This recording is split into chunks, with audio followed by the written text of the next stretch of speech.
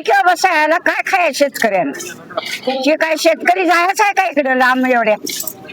मग गाड्या मस्त सोडली त्याची. हा, त्याला म्हणा बंद कर हे सगळं, नाहीतर माझी ती वाईट नाही. त्याला घरला इकडे घेऊन या, मला गाडीवर आणा. हा, त्याला सगळा करतो कसा. राहणं माझी अजिबात शेतकऱ्याची जाऊन देणार नाही. हा, मी येतो, मला कुठं बी नेऊन दे. हो, मग काय त्याने घेऊन दिले ती रक्ताचा घास घेते ती शेतकरी, तरी रानं पिकते ती म्हणून खाते ती. कामावर जायचं आता वय आहे का आम्हासारख्याच?